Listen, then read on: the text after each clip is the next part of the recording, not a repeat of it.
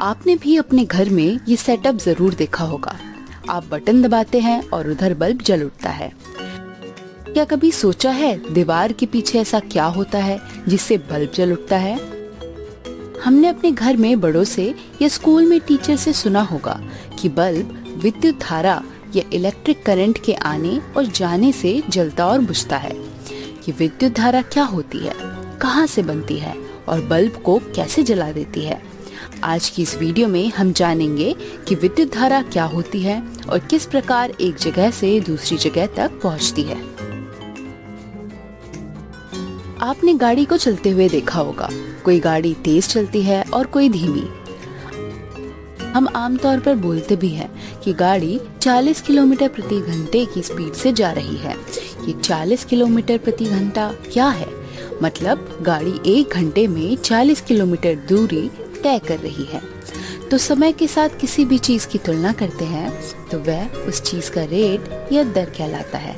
गाड़ी की स्पीड की ही तरह नदी में पानी के बहाव को भी हम इसी प्रकार दर्शाते हैं और बोलते हैं वाटर करंट या पानी की धारा तेज है कि धीमी। इसी तरह हवा के बहाव को भी एयर करंट बोला जाता है। तो ये कहना उचित होगा कि धारा या करंट एक भौतिक मात्रा है जो कि समय के साथ विभिन्न वस्तुओं का संबंध बताती है। यदि धारा हर बहती चीज का हो तो उस धारा को क्या कहेंगे जो बटन दबाने पर बल्ब को उज्जवल करता है? उसे हम विद्युत धारा या इलेक्ट्रिक करंट कहते हैं। विद्युत आवेश के प्रवाह की दर विद्युत धारा कहलाती है। यदि Q विद्युत आवेश T समय में एक विशेष क्षेत्र से गुजरता है तो Q और T का अनुपात विद्युत धारा को दर्शाता है, जिसे हम विज्ञान में I से दर्शाते हैं। विद्युत धारा की SI यूनिट एम्पियर होती है, जिसका चिन्ह A होता है। ये विद्युत आवेश धातु के तारों के माध्यम से एक जगह से दूसरी जगह गमन करते हैं। उन परिपथों में जिनमें धातु के तार उपयोग होते हैं, आवेशों की प्रवाह की रचना इलेक्ट्रॉन करते हैं। आवेश के चलने के लिए जरूरी है कि विद्युत के स्रोत से लेकर वापस स्रोत तक ये रास्ता बंद हो। इस बंद रास्ते को हम इलेक्ट्रिक सर्किट या विद्युत परिपथ कहते हैं। ये चित्र एक परिपथ को दर्शाता है जिसमें बैटरी का पॉजिटिव सिरा तारों के माध्यम से एक बटन से होता हुआ बल्ब के पॉजिटिव सिरे से जुड़ा है और बैटरी का नेगेटिव सिरा बल्ब के नेगेटिव सिरे से। परिपथ तो समझ आया, मगर ये पॉजिटिव और नेगेटिव क्या है? ये पॉजिटिव और नेगेटिव चिन्ह सर्किट में विद्युत धारा की दिशा बताते हैं। बैटरी के पॉजिटिव सिरे से विद्युत धारा गमन करना शुरू करती है और नेगेटिव सिरे तक आती है। इस बात का भी ध्यान रखना होगा कि इलेक्ट्रॉन्स विद्युत धारा की उल्टी दिशा में गमन करती है। लेकिन हमने ये भी जाना कि आवेशों की प्रवाह की रचना इलेक्ट्रॉन करते हैं और विद्युत धारा आवेश पर निर्भर करती है। फिर विद्युत धारा उल्टी दिशा में क्यों गमन करती है? उसे भी इलेक्ट्रॉन्स की ही दिशा में गमन करना चाहिए। इलेक्ट्रॉन्स में ऋणात्मक आवेश होता है। इलेक्ट्रॉन्स के चलने के कारण धातु के तारों में एक धनात्मक आवेश उत्पन्न होता है। हम यदि आवेश की दिशा देखें तो इलेक्ट्रॉन्स की दिशा से उल्टी नजर आएगी। तो विद्युत धारा की दिशा इस धनात्मक आवेश की दिशा की तरफ ली जाती है, जो कि और कोई कारण से नहीं बल्कि इलेक्ट्रॉन्स के गमन करने की वजह से ही बनते हैं। जिस प्रकार स्पीडोमीटर गाड़ी की स्पीड मापने के लिए उपयोग होता है, उसी प्रकार किसी भी सर्किट में विद्युत धारा मापने के लिए एमीटर नाम के उपकरण का प्रयोग किया जाता है। कुछ इसी प्रकार का सर्किट हमारे घरों में भी होता, लेकिन यहाँ पॉजिटिव और नेगेटिव तार किसी बैटरी से ना जुड़ के बल्कि घर में आ रही पावर सप्लाई से जुड़े होते हैं, जिनके बारे में हम आने वाली वीडियोस में और नजदीक से जानेंगे। किसी चालक में आवेश की प्रवाह की दर विद्युत धारा कहलाती है और इसी विद्युत धारा से बल्ब उज्जवल होता है। हम जानते हैं कि आवेश धातु से बने तारों में हमेशा मौजूद रहता है, तो फिर बल्ब के उज्जवल होने के लिए परिपथ में बैटरी लगाने की आवश्यकता क्यों पड़ती है? बैटरी में ऐसा क्या है कि जब हम उसे परिपथ में लगाते हैं तो बल्ब उज्जवल हो जाता है? बल्ब के उज्जवल होने की प्रक्रिया में विद्युत धारा के साथ एक और भौतिक राशि काम करती है, जिसे विद्युत विभवांतर या अंग्रेजी में इलेक्ट्रिक पोटेंशियल डिफरेंस भी कहते हैं। ये विभवांतर क्या होता है, चलिए इसे उदाहरण की मदद से समझने की कोशिश करते हैं। क्या कभी आपने समतल पक्के फर्श और ढलाव पर पानी डाला है? क्या दोनों परिस्थितियों में पानी एक ही तरह बहता है? जवाब है नहीं। ढलाव पर पानी जब तक सबसे नीचे की तरफ न पहुंच जाए तब तक बहता रहता है, और इसके विपरीत समतल फर्श पर एक समय बाद वह बहना बंद हो जाता है। ढलाव पर हमने कोई बल भी नहीं लगाया, तब भी पानी खुद ब खुद नीचे पहुंच जाता है, जबकि समतल फर्श पर बल लगाने के बावजूद पानी का बहना बल के खत्म होते ही रुक जाता है। दोनों ही परिस्थितियों में ऐसा क्या अंतर है जिस कारण पानी के साथ ऐसा हुआ होगा? बिल्कुल ठीक समझे, ऊंचाई में अंतर के कारण ढलाव पर गुरुत्वाकर्षण एवं पानी के अणुओं का एक दूसरे पर बल लगा, जिस कारण पानी नीचे तक आ गया। इसी प्रकार समतल फर्श की जगह एक पानी का पाइप लिया जाए और उसमें पानी कुछ इस तरह हो, तो क्या नल की टूंटी खोलने पर हमें पानी मिलेगा? नहीं। जब तक पीछे से कोई बल नहीं लगेगा या यूं कहे कि कोई दबाव नहीं बनेगा, तब तक हमें पानी आता नजर नहीं आएगा। इसी दबाव को बनाने के लिए पानी के पाइप को एक पानी की टंकी से जोड़ा जाता है। टंकी में ज्यादा पानी होने के कारण पाइप के मुंह में ज्यादा दबाव बना रहता है, और जैसे ही हम नल खोलते हैं, जहां दबाव कम होता है, पानी ज्यादा दबाव वाले क्षेत्र से कम दबाव वाले क्षेत्र की ओर चलने लगता है। यहाँ भी ढलाव की ही तरह ऊंचाई के अंतर के कारण इस दबाव में अंतर आता है। तो एक निष्कर्ष हम निकाल सकते हैं कि पानी के गमन करने के लिए दबाव में अंतर होना आवश्यक है। इस चित्र में यदि पानी के पाइप को एक धातु के तार और पानी की टंकी को एक बैटरी से बदल दिया जाए तो हमें कुछ इस तरह का चित्र मिलता है। हम जानते हैं कि विद्युत धारा के गमन करने के लिए परिपथ का बंद होना जरूरी है, तो बैटरी के दूसरे छोर को बल्ब से जोड़ देते हैं। विद्युत भी इसी उदाहरण की तरह है। विद्युत धारा के गमन करने के लिए जरूरी है कि परिपथ में दबाव के अंतर की ही तरह एक अंतर उत्पन्न हो, जिस अंतर को विज्ञान की भाषा में विद्युत विभवांतर या पोटेंशियल डिफरेंस कहते हैं। जैसे पानी ज्यादा दबाव से कम दबाव वाले क्षेत्र की ओर चलता है, उसी प्रकार विद्युत धारा भी ज्यादा विभव वाले क्षेत्र से कम विभव वाले क्षेत्र की ओर गमन करता है। बैटरी के एक छोर से दूसरे छोर के बीच विभव का अंतर लिया जाए तो वह विभवांतर कहलाता है। बैटरी में रसायन प्रक्रियाओं के कारण हमें ये विभवांतर प्राप्त होता है। विज्ञान की भाषा में एक इकाई आवेश को परिपथ में एक जगह से दूसरी जगह तक ले जाने में जो कार्य किया जाता है वह विभवांतर कहलाता है। विभवांतर को V के चिन्ह से दर्शाते हैं और इसकी SI यूनिट वोल्ट होती है। 1 वोल्ट 1 जूल और 1 कूलम का अनुपात होती है। विभवांतर को वोल्टमीटर नामक एक उपकरण की मदद से मापा जाता है। वोल्टमीटर को हमेशा परिपथ में पैरेलल या समानांतर क्रम में लगाते हैं। अलग अलग वोल्ट की बैटरीज बाजार में उपलब्ध होती है। आने वाली वीडियोस में हम विभवांतर से जुड़े और नियमों के बारे में करीब से जानेंगे। जैसा कि हमने विद्युत से जुड़ी 2 बहुत महत्वपूर्ण राशियां विद्युत धारा और विभवांतर के बारे में विस्तार में जाना, यही 2 राशियां भौतिक विज्ञान के विद्युत क्षेत्र की नींव बनती है। अब सवाल ये है कि क्या ये दोनों राशियां अलग अलग कार्य करती हैं या दोनों में कोई संबंध होता है? परिभाषा कहती है कि दोनों ही राशियां व्यक्तिगत तौर पर अलग है, लेकिन जर्मनी के जॉर्ज ओम नाम के भौतिक विज्ञानी ने अपने प्रयोग से जाना कि विद्युत धारा और विभवांतर में एक संबंध होता है। ओम का कहना है कि यदि भौतिक अवस्थाएं जैसे कि ताप, लंबाई इत्यादि स्थिर हो, तब किसी विद्युत परिपथ में प्रतिरोध के सिरों पर उत्पन्न विभवांतर उस प्रतिरोध में प्रवाहित होने वाली विद्युत धारा के समान अनुपाती होता है। यहाँ अनुपात शब्द पर जोर दिया गया है। यदि विद्युत धारा बढ़ता और घटता है तो यह किस अनुपात में होता है? इस अनुपात को ओम ने नाम दिया रेजिस्टेंस एवं प्रतिरोध का। ये प्रतिरोध क्या होता है? आपको याद होगा हमने विभवांतर को पानी के टैंक के उदाहरण से समझा था। यदि इस पाइप की लाइन में एक वॉल्व लगा दी जाए, जो वॉल्व नल में जाने वाली पानी की मात्रा को नियंत्रित करती हो, तो यहाँ ये वॉल्व पाइपलाइन में एक प्रतिरोध की तरह काम करती है। प्रतिरोध का शाब्दिक अर्थ है किसी भी चीज का विरोध करना। किसी भी चीज के विरोध करने वाले को यह रेजिस्टर या प्रतिरोधक कहा जाता है। यहाँ ये वाल्व पानी का विरोध कर उसकी मात्रा को नियंत्रित करता है।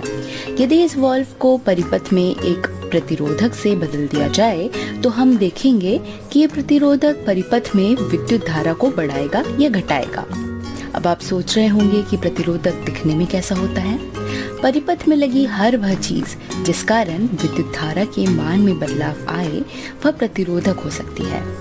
बल्ब, एलईडी या कोई भी अलग किस्म का तार प्रतिरोधक हो सकता है। ओम के नियम के अनुसार हम बोल सकते हैं कि किसी भी परिपथ में विद्युत धारा को चालक के प्रतिरोध से गुना कर दिया जाए तो वह परिपथ में आए विभवांतर के मान बराबर ही आएगा। इसकी खोज ओम ने की थी, इसलिए प्रतिरोध की एसआई यूनिट को ओम का नाम दिया गया और इसे ग्रीक अक्षर ओम से दर्शाया जाता है। एक ओम एक वोल्ट और एक एम्पियर के अनुपात के बराबर होता है। आइए ओम के नियम को सिद्ध करने के लिए एक एक्टिविटी करते हैं। इस एक्टिविटी को करने के लिए हमें 4 1.5 वोल्ट की बैटरीज, एक एमीटर, एक वोल्ट मीटर और एक आधा मीटर लंबा नाइक्रोम का तार जो यह रेजिस्टर की तरह काम करेगा और सर्किट को जोड़ने के लिए एक स्विच और कॉपर के तार की आवश्यकता होगी। नाइक्रोम निकल, क्रोमियम, आयरन और मैंगनीज का एलॉय होता है। परिपथ को इस तरह जोड़ा जाए। हम जानते हैं कि एमीटर परिपथ में श्रेणी क्रम और वोल्ट मीटर समानांतर क्रम में लगाया जाता है। परिपथ पूरा होने के बाद स्विच को ऑन करें और विद्युत धारा और विभवांतर की रीडिंग एक टेबल में लिख लें। यह एक चीज ध्यान देने वाली है कि परिपथ में लगे तारों में भी थोड़ा प्रतिरोध होता है और साथ ही समय के साथ बैटरी के टर्मिनल्स के बीच का विभवांतर भी कम होता रहता है। लेकिन यहाँ ओम के नियम को समझने के लिए वोल्ट मीटर और बैटरी के विभवांतर को बराबर लिया गया है। यही प्रक्रिया 4 बार करें और परिपथ में हर बार एक बैटरी बढ़ा दें।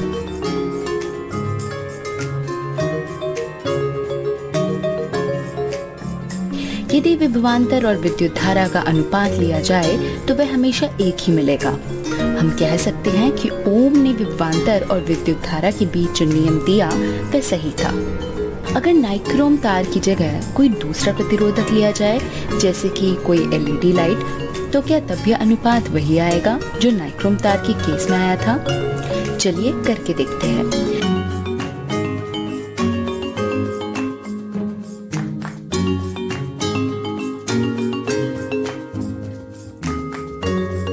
यह एलईडी लाइट के कारण विद्युत धारा के मान में बदलाव आया है। तो इन दोनों एक्टिविटी के माध्यम से हम कह सकते हैं कि हर एक प्रतिरोधक के लिए प्रतिरोध का मान बदल जाता है। तो ये कहना उचित होगा कि प्रतिरोध स्थिर राशि है जब तक कि प्रतिरोधक को बदला न जाए। प्रतिरोधक की सामग्री एवं भौतिक दिखावट के साथ साथ प्रतिरोध और भी कई चीजों पर निर्भर करता है, जिनके बारे में हम अगली वीडियो में जानेंगे। हम जानते हैं कि बल्ब हमारे कमरे को उज्जवल करता है। गर्म आयरन हमारे कपड़ों को प्रेस करने के काम आती है। साथ ही हीटर हमारे कमरों को गर्म रखने में मदद करता है। इन सब उपकरणों को देखें तो एक चीज सभी में सामान्य मिलेगी। ये तीनों उपकरण विद्युत की उपस्थिति में गर्म होना शुरू हो जाते हैं। तो ये उपकरण का गर्म होना किस कारण और कैसे होता है? शायद आप सोच रहे होंगे कि इन उपकरणों में कुछ तो खास होता होगा जिस कारण ये गर्म हो जाते हैं। हाँ, ऐसा होता है, जिससे बल्ब में फिलामेंट, आयरन में हीटिंग एलिमेंट और हीटर में हीटिंग कॉइल। लेकिन अगर इन उपकरणों में कुछ खास होता है तो विद्युत से चलने वाला पंखा बंद होने के बाद छूकर देखने पर गर्म क्यों लगता है? क्यों फ्रिज की एक साइड हमेशा गर्म रहती है? मोबाइल चार्जिंग पर लगाने पर चार्जर क्यों गर्म हो जाता है? टेलीविजन की दोनों साइड गर्म क्यों रहती है?